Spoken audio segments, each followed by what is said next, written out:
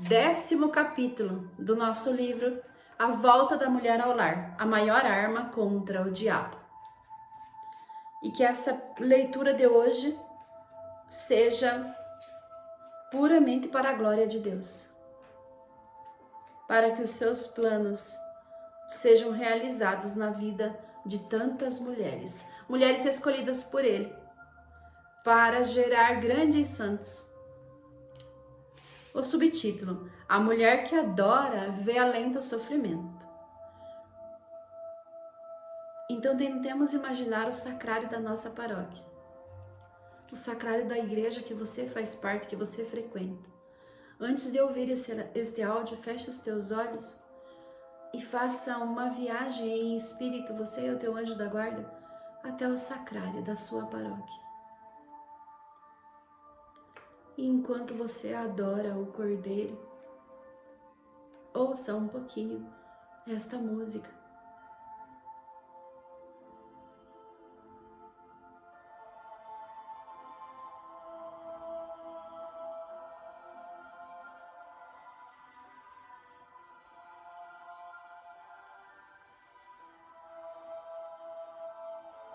A mulher que adora vê além do sofrimento. A mulher que adora vê além do sofrimento. A mulher que adora vê além do sofrimento. É preciso que isso esteja bem claro na nossa mente e no nosso coração. Então eu vou adorar para que eu possa ver além de todo o sofrimento que eu vivo em minha casa. Na adoração, ela vai conhecer uma mulher de vida forte. A mulher de vida forte foi uma inspiração que o Senhor me deu para o Congresso de Mulheres em Guaraniaçu no ano de 2017. Que o Senhor motivou meu coração a refletir sobre a mulher de vida forte que nasce depois dessa adoração. A adoração ao Santíssimo Sacramento gera uma visão ampliada da verdade, de quem nós somos.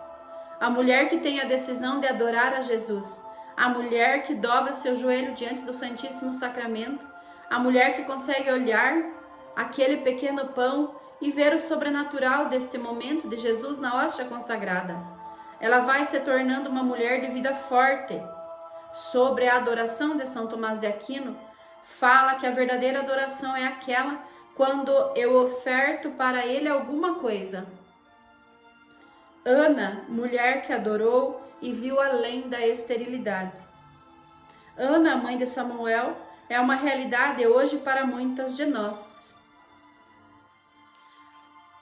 Tem um trechinho que é importante que leiamos após. 1 Samuel, capítulo 1, versículos de 1 a 18. Ela fez uma oração extravagante. Na sua adoração, fez a Deus uma oração de súplica, como narra o catecismo, e ali ela conseguiu ver além da esterilidade, a qual já havia colocado na sua condição de depressão, sem comer e só chorando. O vocabulário referente à súplica tem muitos matizes no Novo Testamento. Pedir, implorar, suplicar com insistência, invocar, clamar, gritar e mesmo lutar na oração. Mas sua forma mais habitual, por ser a mais espantosa, é o pedido. É pela oração de súplica que exprimimos a consciência de nossa relação com Deus. Vemos que esta oração de súplica é pouco feita em nossos dias, pois como Ana sofreu julgamento, nós também muitas vezes não temos a coragem de rezar assim e vamos guardando este choro, esta verbalização dentro de nós. Quando Ana liberou esta dor, o sacerdote Eli foi repreendê-la, cogitando que ela estava bêbada, que ela deixasse seu vinho, mas ela realmente chorava porque não tinha filhos. E naquele momento, daquele choro, daquele sofrimento, daquela adoração, derramando o coração, ela oferta esse filho para Deus, mesmo sem tê-lo. Porque a mulher que chora a Deus, ela vê além do sofrimento. Ana, a mãe de Samuel, tinha uma dor porque ela era uma mulher estéril e ela começou ali a adorar a Deus, falando do seu sofrimento de não ter filhos. E responde ao sacerdote: eu sou uma mulher aflita, não bebi nem vinho, nem álcool, mas derramo a minha alma na presença do Senhor. Derramo a minha alma na presença do Senhor. 1 Samuel, capítulo 1, versículo 15. Então, naquele dia, ela foi para casa e logo ela engravidou. E depois que Samuel desmamou, ela levou o filho para o templo. Ela cumpriu a sua promessa que fez para Deus. A mulher da vida forte encontra sua identidade naquilo que é capaz de realizar. Ela encontra o seu ponto forte nos momentos de tribulação, como filha, esposa, mãe, amiga, profissional. A mulher de vida forte sabe quem ela é para Deus. A mulher de vida forte sabe quem é Deus. A mulher de vida forte sabe quem são os seus inimigos. Na adoração, a mulher vê além do sofrimento. Ela vê que ela é uma mulher de vida forte. Ela vê que ela é uma mulher de vida forte, que ela pode ser mais forte do que está sendo. Deus mostra isso para ela na adoração. A mulher que adora a Deus, ela vê, ela enxerga, ela sente, porque o próprio Deus vai revelando a força que ela tem. Ela vai lá para pedir filhos e sai da adoração dando filhos para Deus. Olha que coisa mais linda, irmãs. Olha o que Ana nos mostra no seu primeiro livreto, A Geração Judite. Eu já havia escrito sobre Ana e falei também de tantas mulheres de vida forte da Bíblia. Mulheres que quando foram adorar, viram além do sofrimento. Mulheres que foram pedir algo para Deus e ela mostrou para elas que existe algo muito além do que aquilo que elas estavam pedindo. Deus mostrou para Ana, mãe de Samuel, que foi pedir um filho e ela com certeza queria ser uma mãe normal. Ela queria criar um filho, poder ver o filho andar, poder vê-lo crescer e casar. Mas na adoração, Deus revelou algo a mais. E ela realmente recebeu a graça de ser mãe. Mas ela viu que ser mãe muitas vezes é dar o seu filho para Deus. São Tomás de Aquino fala que a verdadeira adoração é aquela que a gente oferta, que a gente dá. Irmãs, eu quero nesse parágrafo falar para vocês que antigamente os templos eram visitados para ofertar a Deus. A gente vê na Bíblia que as pessoas visitavam Jerusalém uma vez por ano. Aqueles que não moravam perto, eles iam lá para quê? Para ofertar para Deus. Ofertar o templo era lugar de oferta. Para ofertar para Deus. Para ofertar. O templo é lugar de oferta. Hoje nós vamos às nossas igrejas só para pedir e para exigir de todo modo. O padre tem que estar do jeito que eu quero, falar o que eu quero, sentir o que eu quero. Os ministros da Eucaristia, enfim, todas as pessoas envolvidas na igreja, elas têm que estar ali para me servir e estar bem. Não, irmãs, um padre não é um pastor exclusivo, nem seu e nem meu, entende? Onde está teus pombinhos para ofertar para Deus? Você já levou pombinho? Você já levou os seus pombinhos para ofertar para Deus? Cadê teu cordeiro para ofertar para Deus? Onde está a oferta da sua família hoje para Deus? A família hoje está indo para a igreja para pedir, para Deus solucionar seus problemas financeiros. A família está indo para a igreja hoje para falar. Deus cura as enfermidades que eu adquiri fumando, bebendo, me embriagando, comendo, que nem uma compulsiva dentro de casa. E nessa ocasião, geram muitas doenças. Nós vamos lá para Deus simplesmente ficar consertando os nossos erros. E Deus é misericordioso. Ele faz. Mas o templo, irmã, a igreja é lugar de dar, é lugar de ofertar. E a mulher virtuosa, a mulher de vida forte, ela vai para a igreja para dar a Deus, para ofertar a Deus. A mulher de vida forte que se encontra na adoração, ela sabe quem ela é para Deus. Ela sabe que Deus deu uma herança para ela. E ela quer que todos da sua família conheçam essa herança. A sua adoração gera desejo de converter. A mulher de vida forte gosta da jornada que ela faz neste mundo, mesmo nos momentos de Calvário, porque ela conhece o seu interior. Então, quando ela passa nessa jornada, na parte do Calvário, ela vai igual. Ela não para no caminho, porque ela sabe que o Calvário é só um pedaço da jornada. A mulher de vida forte, que se conhece adorando a Deus, ela sabe que Jesus passou por aquele Calvário. Ela sabe que aquele pedaço que ela está passando na tribulação, também poderoso e misericordioso, que a ama, passou naquele lugar e falou: não tenha medo. Pode trilhar o Calvário. Pode trilhar a tribulação. Eu já passei por aqui. Além do Calvário tem algo te esperando. Além do Calvário tem algo te esperando, algo preparado por Deus para você.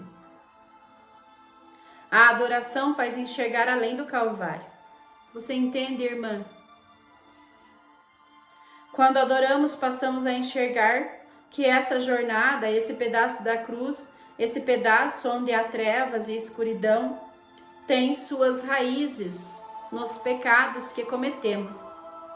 É semelhante a estar em um deserto, a estar no Egito. Jesus foi para o deserto para consertar coisas nossas. Ele esteve lá por causa dos nossos pecados e da nossa concupiscência, para fazer a vontade do Pai de uma forma que nós nunca conseguimos. Também Moisés foi para o Egito para resgatar o povo, e foi no deserto que João Batista pregou o batismo de arrependimento de todo um povo, pregando o caminho para o Senhor. Por isso sabemos que estar no deserto é estar num lugar de escravidão, é estar num lugar onde enfrentamos as raízes dos nossos pecados. E quando a mulher passa a ser adoradora, ela passa a ter vida forte e a não ter medo de passar pelo Egito. Veja, mulher, que depois do Calvário tem sepulcro, e depois do sepulcro tem ressurreição. Bendito seja Deus. Mulher que adora e vê além do sofrimento, sempre está crescendo em estatura, sabedoria e graça. Quero começar este parágrafo dizendo para você, mulher: se você adorar Jesus, vai conhecer uma mulher que ainda não conhecia,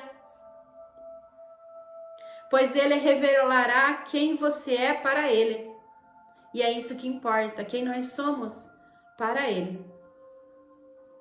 A mulher de vida forte que você vai conhecer na adoração é aquele tipo de mulher que trabalha horas e parece que trabalhou 15 minutos, que fica ali em silêncio, que para, contempla. Ela sente-se realizada em suas necessidades e desejos.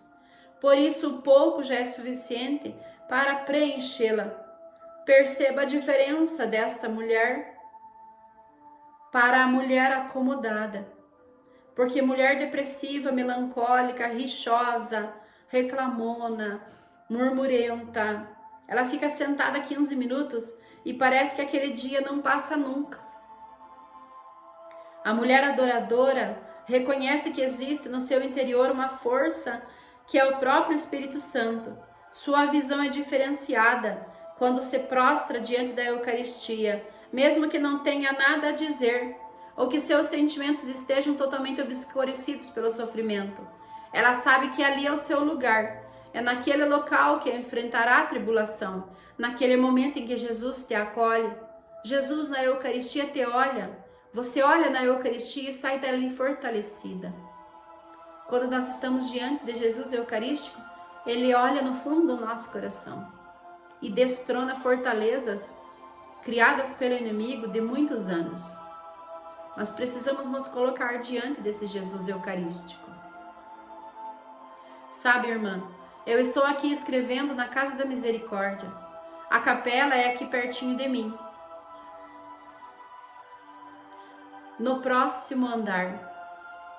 Estou olhando pela janela, tem árvores com flores, os passarinhos estão cantando. A mulher de vida forte ama isso. Isso a preenche, sabe? Isso dá alegria. A mulher de vida forte tem poucos desejos, porque as coisas mais simples lhe preenchem. Ela consegue observar a criação e se encher de alegria, pois sabe que aquilo foi feito para ela. Veja a palavra em Mateus capítulo 15, versículos de 21 a 28. Olha como essa palavra é bonita. Fala de uma mulher que impactou Jesus ao chegar perto dele gritando. Ela já sabia quem é, ele já sabia quem era aquela mulher e quis revelar a todos. Ela trazia um problema sério. Sua filha estava endemoniada e ela insiste, clamando e gritando: Jesus! Até que ele para e se volta para escutá-la. Veja o que faz esta mulher de vida forte. Ela sabe rezar, sabe suplicar e falar em voz alta as suas angústias e libera assim a sua oração. Talvez você tenha lembrado que citei no início desse capítulo a história de Ana, essa mulher que se derramou em oração no templo e tenha pensado: Sandra, mas agora eu vou começar a gritar e me exasperar? E eu te digo, irmã, tem momentos que a gente precisa soltar este brado, nem que seja em um lugar escondido, atrás da tua casa ou num quarto fechado. Existem vários tipos de oração, irmãs. No Catecismo da Igreja Católica, encontramos a oração contemplativa, de meditação, de louvor, e existe também a oração de súplica. Nesta oração a gente chora, ou quem sabe até precisa gritar. Está lá no Catecismo, desse jeito: pedir, implorar, suplicar com insistência, invocar, clamar, gritar e mesmo lutar na oração. Catecismo da Igreja Católica, número 2629. Tem horas que a gente precisa fazer como Ana, ou igual a Cananeia, a Samaritana. Essas mulheres adoraram a Deus e ele falava uma coisa, elas falavam outra, até arrancar de Deus tudo o que ele tinha. E Deus, irmãs, às vezes ele faz assim, mas pode avançar. Avança que tem mais. Insiste, pois ele tem misericórdia para dar para você. Ele não te deve isso, mas vai na oração, vai na súplica, vai no choro, vai no arrependimento. Diga a ele: Deus, eu não mereço que me atendas. Eu sou consciente. Fui eu que estraguei tudo, que semeei neste filho isso que estou colhendo. Sei que semeei nesse marido que estou colhendo, mas tenha misericórdia de mim e me ajuda, Senhor. Olha, minha família no pecado, olha minha casa, olha a vida financeira, acabou tudo. Não temos mais provisão, a nossa barrica de farinha está vazia, a nossa ânfora de óleo está vazia, mas Senhor, tem misericórdia. Deus vai te ouvir, irmã. A mulher de vida forte sabe que Deus sempre tem mais para dar. A mulher cananeia clamou piedade ao Senhor para sua filha endemoniada, apesar dos apóstolos pedirem para a mandarem embora, porque estava aos gritos. Mas Jesus os adverte: eu não fui enviado senão as ovelhas perdidas da casa de Israel? Mateus 15, 24. Então ela se joga aos pés de Jesus, ali começa a adorar. Entende? O que é esse se jogar aos pés de Deus? É assim a mulher adoradora que se derrama na oração. Ali ela se enxerga e sabe quem é Deus. Por isso que ela sabe que ali está aquilo que precisa. A mulher que adora vê além do sofrimento. Ela vê Jesus, ela o conhece. É naquele momento, face a face com Jesus, como quando se encontram a Cananeia e Jesus, Hemorroísa e Jesus, Madalena e Jesus, a Samaritana e Jesus. Eu e Jesus, nós e Jesus. É onde milagres acontecem para a mulher de vida forte. E o sofrimento na batalha da mente. A batalha espiritual da mente, vocês sabem o quanto estão vivendo uma batalha da mente e a verdade de como nós somos? Diz a palavra de Deus que nós somos corpo, alma e espírito. 1 Tessalonicenses 5, 23. É como se nós fôssemos trino, mas a alma e o espírito é como se fosse uma coisa só. A igreja ensina assim: o corpo é o que você vê no espelho, a matéria é a carne, e aqui está a nossa grande batalha. Nossa carne tem a concupiscência, tem seus desejos, desde o pecado de Adão e Eva. Entrou em nossa natureza uma mancha e a tendência de todo ser humano é de ser ruim, de fazer o mal. Então você tem que se cuidar para não ter uma vida só carismática, cheia de dons, pois somos incitados em vários lugares em viver uma vida carismática somente. E o carisma é maravilhoso, ele vem para o serviço, para o outro, para servir. E os dons são para convencer os homens, não os demônios. Agora a vida virtuosa é no secreto, é fazer a coisa correta no seu dia a dia, exposto para as pessoas. Isso sim dá autoridade espiritual contra os demônios. É a grande batalha que você vive no mundo espiritual, na sua área psicológica. Nós somos corpo, alma e espírito e temos 5 sentidos exteriores. Os olhos, que são nossa visão, os ouvidos, que é a nossa audição, a boca, que é nosso paladar, o nariz, que é nosso olfato, e as mãos, que é nosso tato. Esses sentidos são as janelas da nossa alma, responsáveis por entrar coisas boas e ruins, principalmente a visão e a audição. Por exemplo, para a imaginação criar, necessita da memória. Imagine um dia de bagunça na tua faculdade, com os colegas e professores no colégio, onde você estuda. Consegue imaginar? Conseguiu visualizar? Isso se chama imaginação. É tudo que você pode fantasiar. E agora eu te pergunto, o que está hospedando na sua imaginação? O que tem na sua imaginação, tem na sua memória. A memória armazena tudo que você ouve ou vê, desde a infância até o presente. São coisas que você permitiu que entrassem, coisas que você vai ouvindo, por exemplo, que vai assistindo na televisão, na internet. Tudo isso vai entrando dentro de você e vai se tornando matéria, para que você viva a sua vida e adquira hábitos. Fica tudo armazenado. Com isso, na alma, onde reside nossa razão e nosso eu,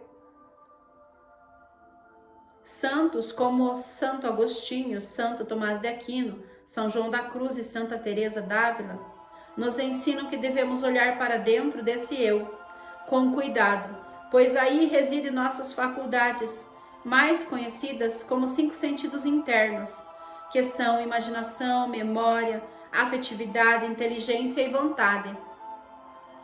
E esses sentidos internos recebem tudo dos sentidos externos. Tudo isso está dentro do seu eu, dentro de sua alma. São seus sentidos internos que trabalham dentro de você a partir dos seus sentidos externos.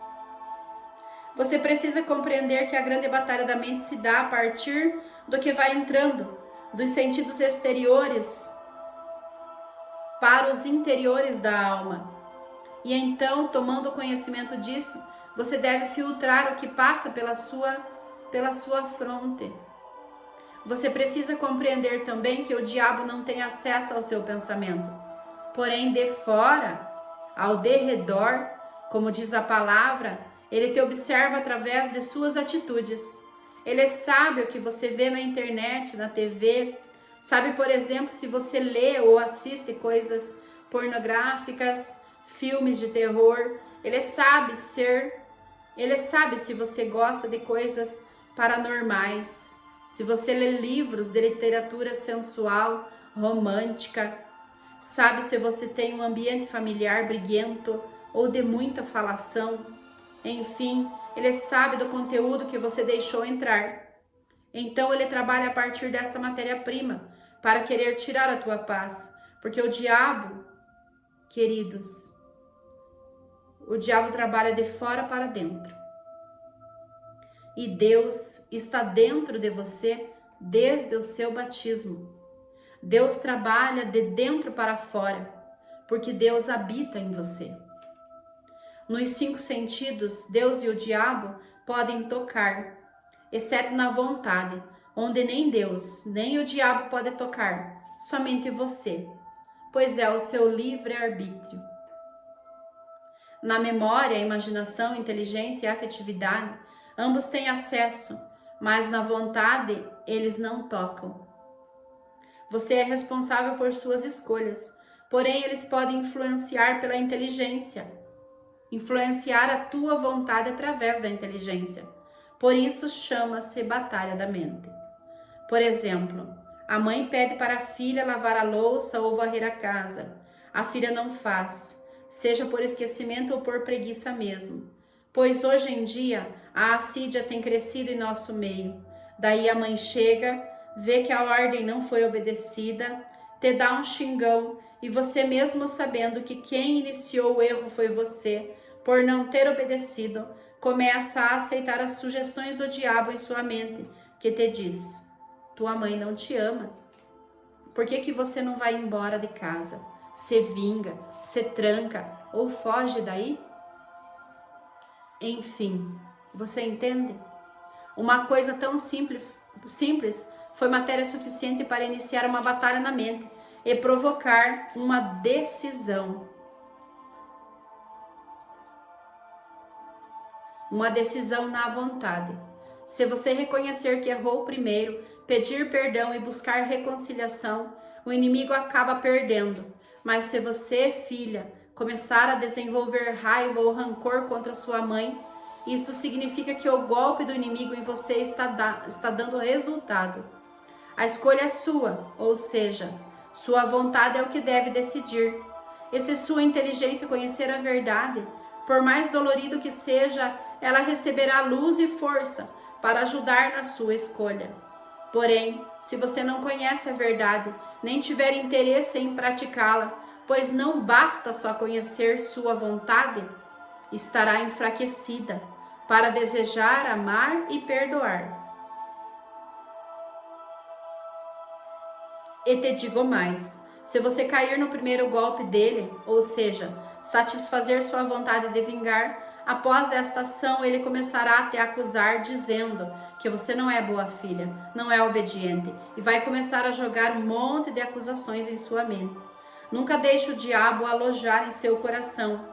Ele, o diabo, é que nos incita no erro contra nossos irmãos e depois que concebemos sua maldade, ele se vira contra nós, nos acusando de sermos más, de termos pensado e desejado o mal do outro. Mais sobre a batalha dos hábitos. Assim fica fácil identificar quando começa essa grande batalha dentro de nossa mente. O demônio aqui fora assistindo toda a situação de conflito entre você e aquela pessoa, ele vai tendo argumentos, ele vai catando tudo aquilo que te machucar.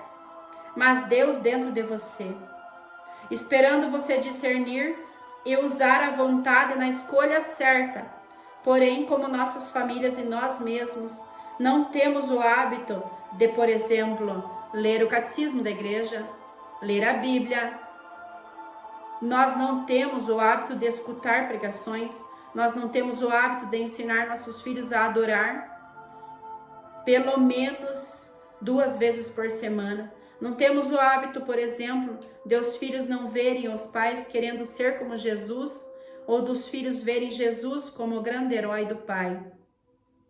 A mulher, graças a Deus, na maioria das vezes, tem mais esse hábito de vida de oração. Mas como o filho tende a espelhar no pai e a filha na mãe, torna mais difícil aos filhos encontrar sua identidade num lar sem referências. Nosso ambiente familiar ainda é muito barulhento. Não cultivamos o hábito do silêncio, de pessoas que falam com mansidão. Tudo é no grito, no xingo. Então, isto vai gerando em nós hábitos emocionais estressados, irados. O dia que você decidir mudar de vida, parar com esta viagem acelerada, voltar a construir uma vida nova, você vai travar uma grande batalha. Mas buscar o eu de origem consiste em estar nesta batalha de desconstrução dos hábitos errados e construção de uma nova identidade em Deus. E isso vai ser uma grande batalha. Isso vai ser uma grande batalha. Isso é para você uma grande batalha? Sim. Vai, filha. Vai ser uma grande batalha, porque são realidades que, por exemplo, você olha em casa e tem 3 que querem mudar de vida e 2 ainda não.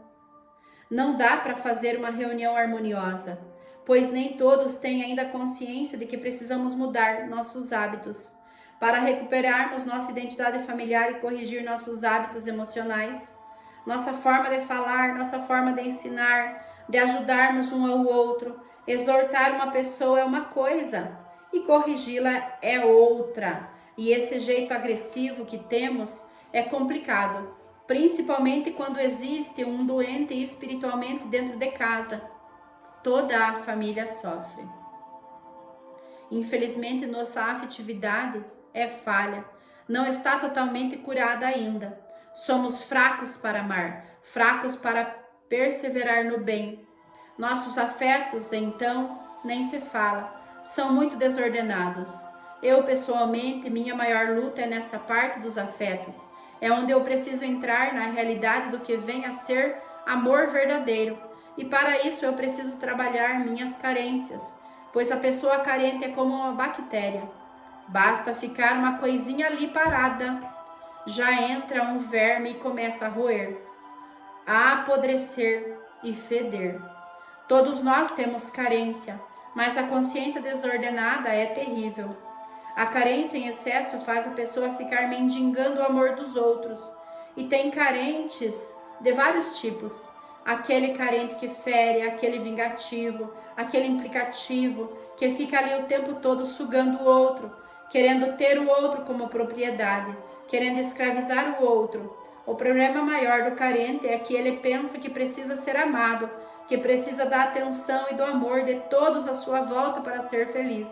Coitado. Ainda não sabe o que é amor. Ainda não compreendeu que há mais alegria em dar do que receber. Por isso, precisamos desenvolver em nossas famílias uma geração na verdade, e para isso precisamos conhecer e praticar a verdade. Por exemplo, não basta só aprender na biologia como funciona seu corpo físico e não entender como funciona a tua alma, que isto existe, que Deus criou uma alma e que Ele habita dentro de você. Que você tem uma alma e o Espírito Santo de Deus, desde o seu batismo, habita em você. Você precisa compreender que você tem uma alma e que ela precisa de alimento espiritual, tanto quanto o corpo de alimento corporal. Existe comida e bebida espiritual, manjares para aqueles que têm fome e sede de Deus. Porém, tem muita gente preguiçosa para as coisas de Deus. Não consegue ler um versículo bíblico e já cochila. É sedentário nas coisas espirituais ou obeso demais. Se você decidiu reagir nesta batalha, pois nela já estamos desde que nascemos, vai precisar fazer de tudo para vencer a si mesmo e desconstruir hábitos velhos.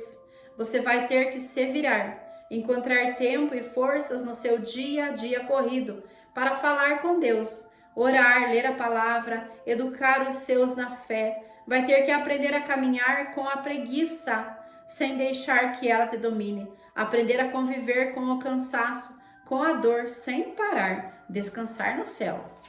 Enfim, você vai precisar transcender a dor e o sofrimento para ver a transformação dos seus. Não pare enquanto você não ver sua casa governada pelo Senhor. Volte a ensinar as Sagradas Escrituras aos seus. Ensine-os a ter gosto pela palavra. Recite versículos bíblicos para seus filhos. Ponha fé nos seus. Uma fé tão forte e violenta que ninguém possa tirar ou roubar. Veja as mães dos muçulmanos. Quem consegue tirar a fé daquelas crianças? Elas são bem treinados desde cedo para isso. Vá tentar tirar o que está dentro deles para ver o que acontece. E por que a fé deles é assim?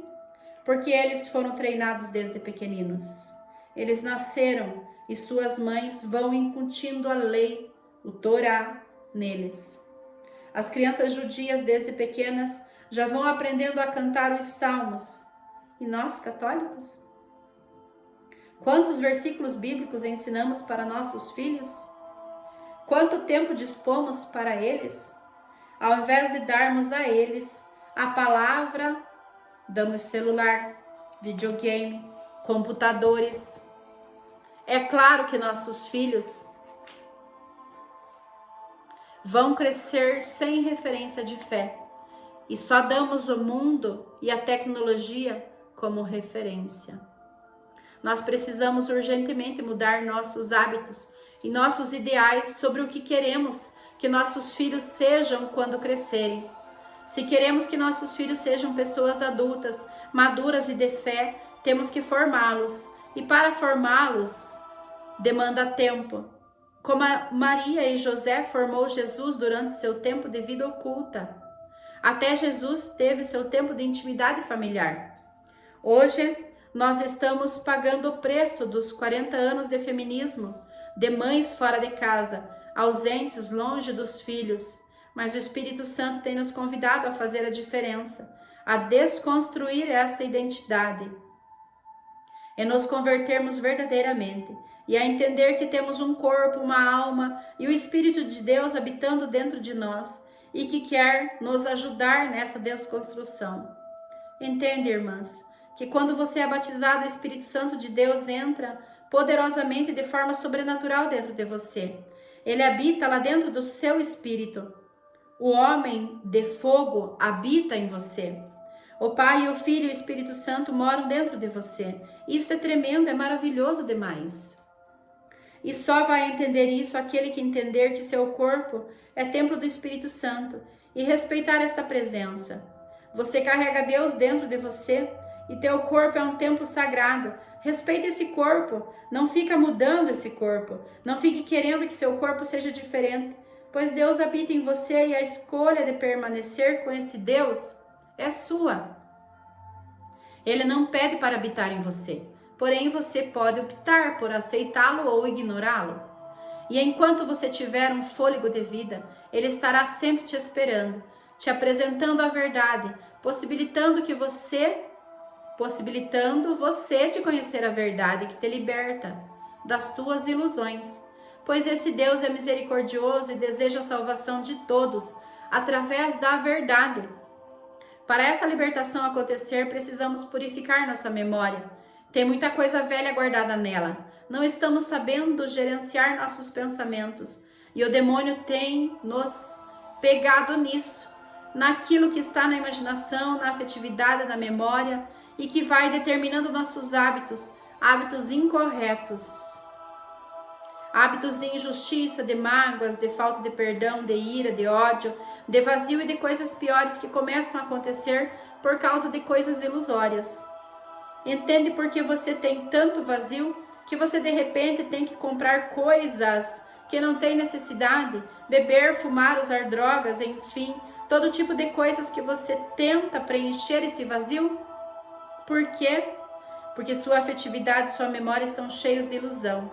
Tem que começar a colocar coisas mais concretas aí dentro de você, para poder ancorar, se firmar, porque se você não entender o que é o amor, sua afetividade vai ser um destrave a vida inteira, porque você vai estar sempre querendo dos outros aquilo que não é amor, aquilo que não existe. Amor não é sentimento, amor é uma atitude. Leia 1 Coríntios 13. O amor é paciente. E se o amor é paciente é porque alguém vai te irritar. E para você saber se você ama, terá que exercitar a paciência. Logo, cada vez que você tem paciência com a miséria de alguém, a estará amando. Isso é uma atitude. O amor não é invejoso. Então, cada vez que você não tem inveja, você está amando. O amor é incondicional. O amor não põe condições para amar. A pessoa está ali te ferindo, te humilhando, e você está tentando enxergar além para poder compreendê-la, amá-la, pois quem ama procura compreender quem a fere. A pessoa que ama vai além do que vê e ouve, por amor a Jesus, pois sabe que Jesus nos ama. Não por sermos virtuosos, mas porque tudo que Deus faz é bom e Ele só sabe amar. Existe um mistério no amor de Deus que vai além do que fazemos de bom, muito além de tudo isso, pois o amor de Deus se manifesta mais intensamente. Exatamente quando não acertamos ou quando não fazemos coisas boas, Ele continua ali a nos amar. Quando falamos de homossexualidade, de bebida e tudo mais, não estamos falando da pessoa, e sim das atitudes dela, pois você pode ser um homossexual e não pecar, entende? É muito simples. Você pode ser uma pessoa com muitos problemas, pode ver seus pais com muitos problemas, mas você não vê sua mãe traindo seu pai, ou seu pai traindo sua mãe. Isso é virtude. Você vê que eles não têm um casamento bom, que eles têm muitos problemas, mas você sabe que eles não se traem. E se esse homem não trai sua mãe, isso é uma virtude. Isso é amor. Nós somos capazes de viver o Evangelho de Cristo. Nós somos capazes de sim, de viver o Evangelho e ser santo, irrepreensível diante dos olhos de Deus. Isso é possível sim. A partir do momento que você conhece a verdade sobre como Deus nos fez e que amor é esse que foi liberado do céu para nós. Que amor é esse que foi liberado do céu para nós? É preciso entender que essa herança Jesus alcançou na cruz para nós, pois ninguém valoriza o que não conhece. Você só vai valorizar o que Jesus fez à cruz quando você compreender o que é redenção, o que é paixão de Cristo. Caso contrário, você nunca vai valorizar o sacrifício de Jesus. E amar Jesus implica em guardar sua palavra, em romper com o pecado, principalmente o pecado mortal. Romper com o pecado não é só renunciar, é dever, é obrigação de todo aquele que se diz cristão. Tem coisas, inclusive, até boas, que precisamos renunciar por Jesus, quando este nos pede. Mas tem outras que é obrigação, e romper com o pecado é uma delas, é uma obrigação. Primeiro passo, parar de pecar mortalmente. E como? Peca-se mortalmente, por exemplo, quando se desobedece um que seja dos 10 mandamentos. Deus não nos mandou guardar 5 ou 9, mas 10 mandamentos. Segundo passo, parar de cometer os pecados capitais e veniais. E o último passo para o ser humano poder dar é viver uma vida de imperfeições, não mais de pecado, apenas imperfeições. Isso é o máximo que conseguimos chegar. E quando chegamos nisso, é porque estamos vivendo o matrimônio espiritual. E é maravilhoso. Isso é tremendo. O governo da glória. Aqui na comunidade Raios de Misericórdia nós temos o dever de falar do governo da glória de Deus. E uma coisa que tem nos ajudado a viver esse governo é a escravidão a Jesus por meio da consagração a Nossa Senhora, onde o objetivo maior da consagração é a renúncia de si mesmo. Logo, renunciando a mim mesma, Deus tem mais liberdade de ser Deus em mim, de me governar. Compreendendo e vivendo isto, a glória de Deus encontrará liberdade na alma. Porém, muitos que são escravos e ainda estão cheios de desejos pessoais próprios, ainda não compreendeu plenamente o que é ser escravo. Por isso, muitos vivem grandes batalhas na mente e uma consagração cheia de confusão, correndo risco de ir para o inferno, mesmo de pulseirinha e cadeinha nos braços, porque nunca viveram a renúncia de si mesmos. Você traz muitos desejos consigo, mas só Deus cabe ali. Você tenta enfiar muita coisa ruim, mas nada preenche. É necessário entender que nossa alma não é um depósito de lixo e que o governo dela estará determinado por aquilo que eu deixar entrar ou autorizar ele a fazer. O homem é a glória de Deus. O homem foi criado para a glória de Deus, com sua vida. Porém, quando você decide receber esse Deus, muita coisa chegou antes dele na sua vida e você vai precisar travar uma batalha na mente, no esvaziamento de si mesmo, na limpeza do seu interior para encontrar espaço para Deus. Deus não põe vinho novo em odre velho. Se desejar experimentar a glória de Deus e permanecer de pé, vai precisar guerrear, vai ter que lutar para ser santo e receber esta herança que Jesus alcançou para nós na cruz. A vida unida a Deus em matrimônio espiritual. Eu digo a todos, matrimônio espiritual é a coisa mais maravilhosa que alguém pode viver ainda na terra. É mais que isso. Sabe aquilo que você anseia, que você deseja de mais maravilhoso? O ápice da felicidade que o ser humano pode viver na terra? Isso tem nome. Se chama matrimônio espiritual com Cristo. Se conseguir chegar na 7ª morada, ensinada por Santa Teresa d'Ávila, que é isso, você vai ser muito feliz, porque o céu te toca de uma forma diferenciada e isso é maravilhoso. No dia que tua vontade e inteligência forem tocadas por esta verdade, sua imaginação, memória e afetividade vão ser iluminadas e todas vão se render ao Deus Todo-Poderoso que mora dentro de você. Vão se prostrar. E o rei vai se levantar do seu trono e vai caminhar dentro de sua alma e te tomar de dentro para fora. E então dirás como o profeta Jeremias: seduziste-me, Senhor, e eu me deixei seduzir. Dominastes-me e obtivestes o triunfo. Jeremias 20, versículo 7. Fica para a próxima a história de Santa Germana Calzin e o terço dos sentidos de Jesus para curar os nossos sentidos. Que tudo isso seja para a maior glória de Deus. Que o meu respirar deste dia seja para a glória de Deus. Que até o meu respirar seja para a glória de Deus. Salve Maria.